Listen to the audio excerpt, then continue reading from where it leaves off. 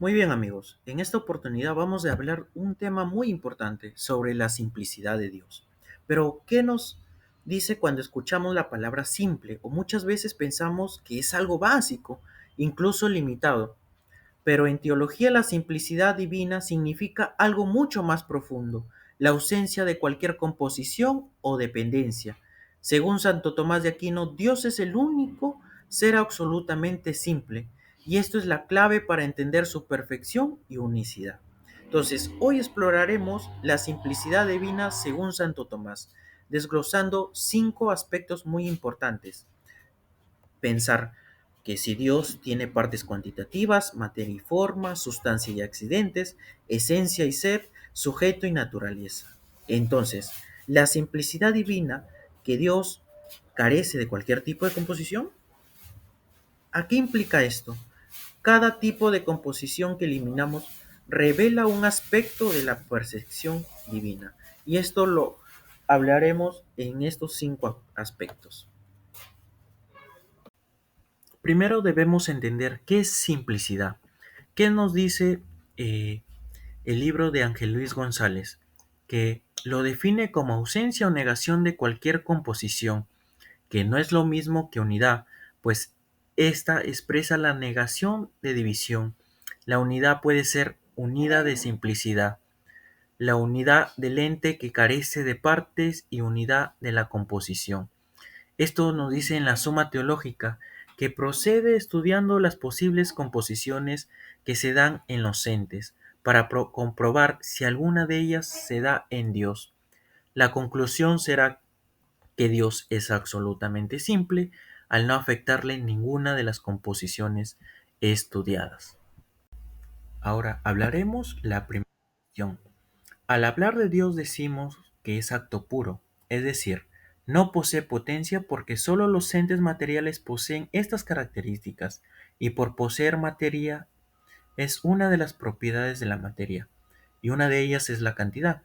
La cantidad es una propiedad esencialmente de los cuerpos. Por ejemplo, imaginemos una roca que se divide en partes más pequeñas. Esto no puede suceder en Dios, porque Él no está compuesto de partes divisibles. Y por lógica, se infiere que para que Dios posee partes cuantitativas, debería ser cuerpo. A esto también se puede sumar que cuando atribuimos a Dios como acto puro, se da a conocer que el acto antecede a la potencia. Y existe tal orden, y eso lo notamos. En efecto, pues la potencia no se actualiza sino está en acto, y los cuerpos están en acto y potencia. Esto implica estar en potencia de no ser, ya que lo que puede ser esencialmente no podría no ser, o sea, no puede dejar de existir. Entonces, debemos tener en cuenta que sabemos que el cuerpo es motor y móvil. Por otro, también es paso de la potencia al acto. En cambio, Dios es motor inmóvil.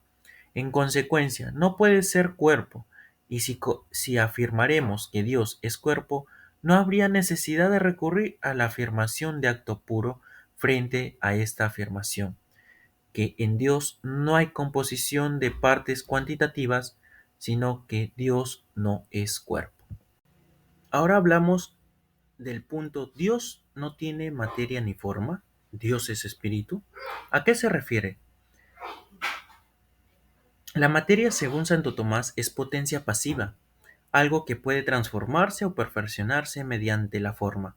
En otras palabras, la materia no tiene plenitud por sí misma, siempre está en estado de posibilidad. Sin embargo, Dios es acto puro, lo que significa que no tiene potencialidad, ya que vimos en las vías que Él es el ser completamente realizado sin mezcla de posibilidad, por eso no puede tener materia. Imaginamos un ejemplo. Tenemos un bloque de mármol que necesita un escultor para convertirse en una obra de arte. El mármol es materia, potencia pura que necesita una forma para perfeccionarse. Dios no es como el mármol, ni como el escultor. Es el arte perfecto en sí mismo, sin necesidad de transformación.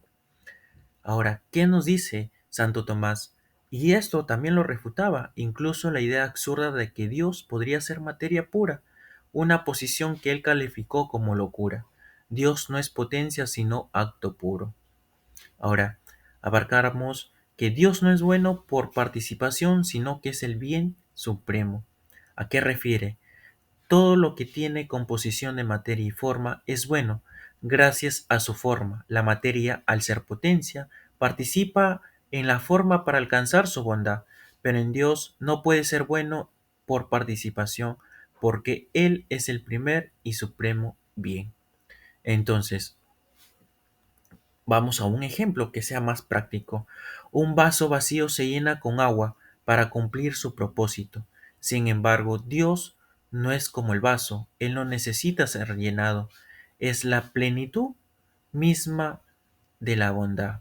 Esto significa que mientras las criaturas dependen de algo para alcanzar su perfección, Dios no depende de nada. Él es la fuente de toda bondad. Ahora, en la parte tercera, Dios es forma per se, no compuesto. En las criaturas, la forma es el principio que da al ser, a la materia, la capacidad de actuar. Por ejemplo, un cuchillo es útil para cortar porque tiene una forma adecuada para ello.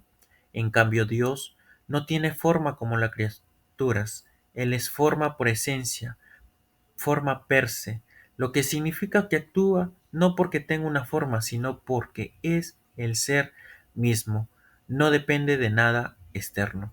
Entonces, afirmamos a lo que dice Santo Tomás, que el ser de Dios desborda infinitamente al tener.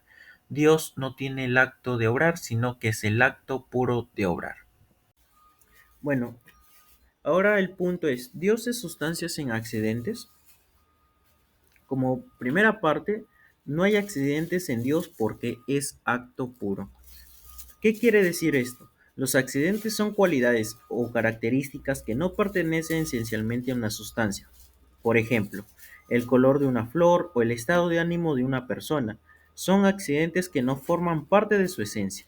Sin embargo, para que algo tenga accidentes debe haber un aspecto potencial en esa sustancia que permita recibirlos.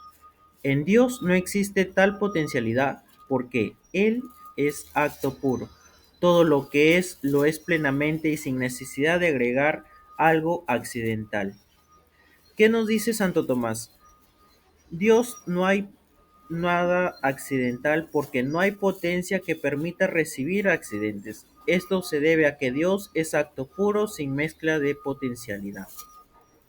Ahora, en la parte de Dios 2, Dios es puro ser sin accidentes que lo modifican. ¿A qué se refiere?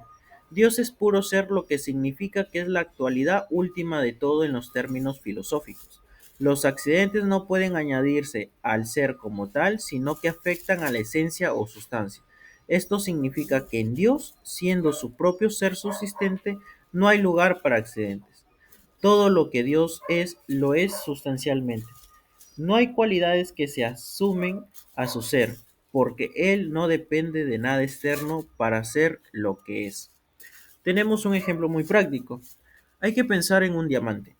Este diamante que tiene rasgos accidentales como reflejos o manchas en la superficie, pero cuya esencia sigue siendo de diamante. En cambio, Dios no tiene ninguna mancha o reflejo accidental, es completamente puro en su ser. Ahora, también nos dice Santo Tomás que en Dios no se puede predicar nada que incluya la noción de accidente. Todo lo que Dios es, lo es en sustancia sin añadiduras. Ahora, como parte 3, ciencia y voluntad son sustancias, no son accidentes. ¿A qué se refiere?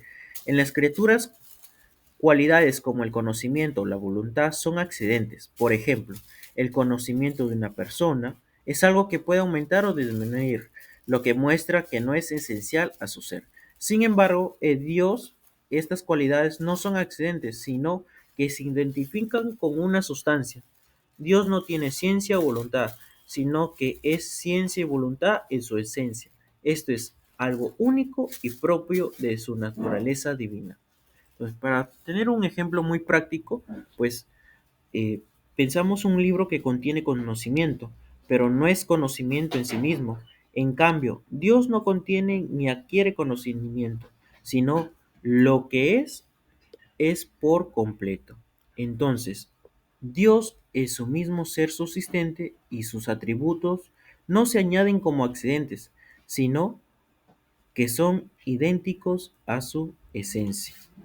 En conclusión, Dios es sustancia pura sin accidentes, porque no tiene potencialidad y es ser pleno.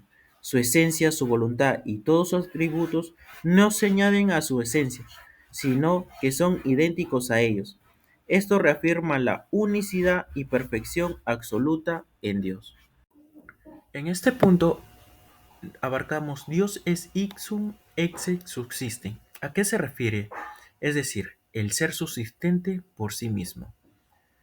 Ahora, la razón número uno a la cual vamos a enfocarnos es que Dios no puede ser causado por otro, ya que los entes creados, esencia y ser, están separados. Por ejemplo, un árbol tiene la esencia de ser árbol y recibe su ser de otro, como la semilla o el agua.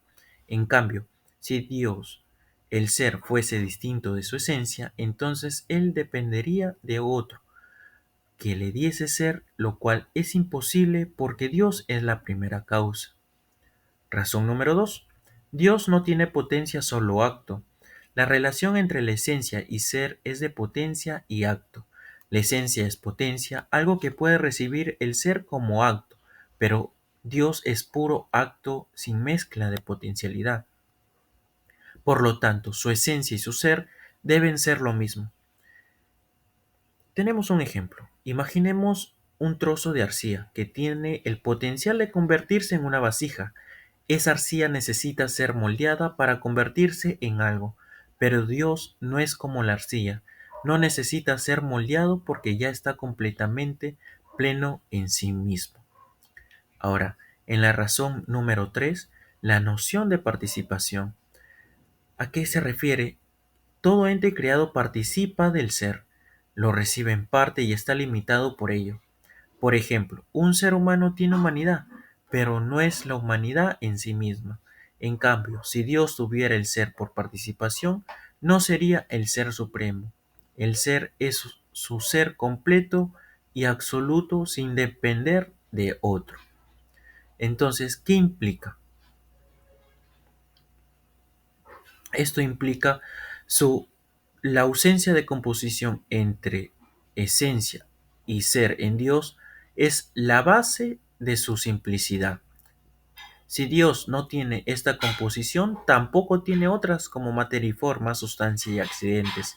Esto lo distingue completamente de los seres creados, que son compuestos y limitados.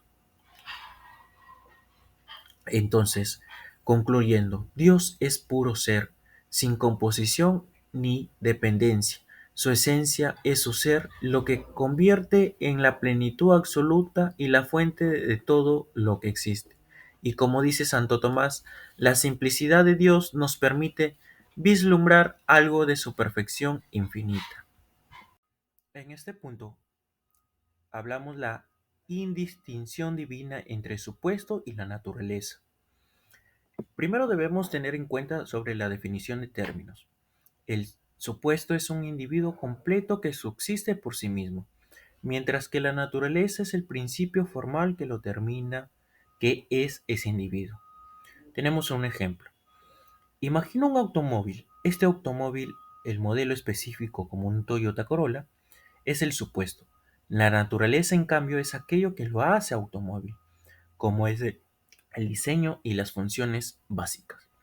También hay que distinguir la distinción real en las criaturas corpóreas e incorpóreas. En los seres corpóreos como los humanos, el supuesto incluye más que la naturaleza. Y los seres incorpóreos como los ángeles, aunque sean formas puras, hay una distinción entre sustancia y sus accidentes, esencia y ser. Ahora, como parte 2, la unidad absoluta en Dios nos hace que referir sobre que en Dios no hay distinción entre supuesto y naturaleza. Dios es puro ser, sin composición ni división. Por ello, no hay distinción entre el supuesto como Dios en realidad subsistente y la naturaleza su divinidad. En Dios todo lo que es esencialmente no tiene divinidad, es su divinidad. La implicación de esta unidad, pues que en los seres creados siempre existe algo que tienen. Un hombre tiene humanidad, un ángel tiene espiritualidad, pero en Dios no existe esta dualidad. Todo lo que Dios es, lo es por completo. Su divinidad no es algo que posee, sino algo que es. Imaginemos un círculo perfecto, todas sus partes se identifican con su esencia.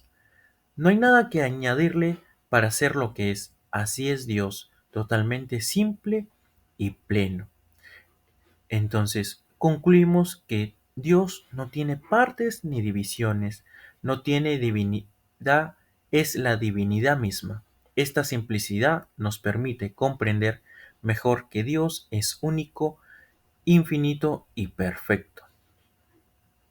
Ahora, como último punto, la absoluta simplicidad divina nos refiere que la simplicidad divina significa que Dios no tiene partes ni composiciones de ningún tipo, mientras los seres creados tienen diferentes elementos que lo constituyen. En Dios todo es uno y lo mismo, su ser, su esencia, su naturaleza, su divinidad. Entonces, concluimos que no solo la simplicidad divina no solo nos muestra que Dios es único, incomparable, sino que también es la razón de su perfección infinita. Todo en Dios es unidad, plenitud y pureza absoluta. Al contemplar esta simplicidad, nos acercamos al misterio del ser de Dios. Muchas gracias.